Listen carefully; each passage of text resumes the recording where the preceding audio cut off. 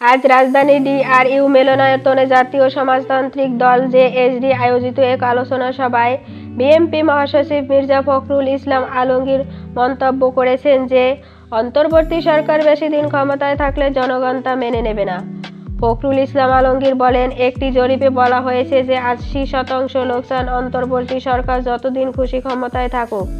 তবে আমি জানি না এই জরিপ কোথা থেকে এসেছে, কিভাবে করা হয়েছে। জনগণ কখনোই এটি মেনে নেবে না।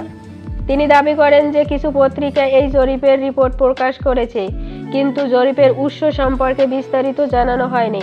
ফখরুল বলেন, এমন রিপোর্ট বিভ্রান্তি সৃষ্টি করতে পারে এবং এ বিষয়ে সতর্ক থাকতে হবে।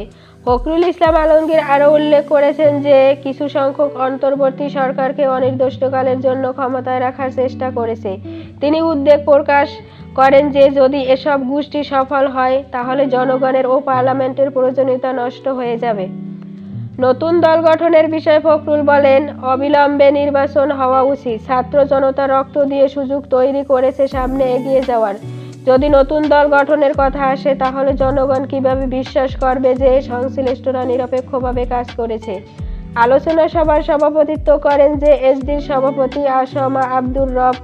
সবাই আরও বক্তব্য রাখেন যে জেএসডির সাধারণ সম্পাদক শহীদ উদ্দিন মাহমুদ, সহসভাপতি মোহাম্মদ সিরাজ মিয়া, কে এম জাবির, এবি পার্টির যুগ্ম সদস্য সচিব আসাদুজ্জামান ফুয়াদ, ভাসানী অনুসারী পরিষদের সদস্য সচিব আবু ইউসুফ সেলিম এবং রাষ্ট্র সংস্কার আন্দোলনের প্রধান সমন্বয়ক হাসনাত কাইয়ুম।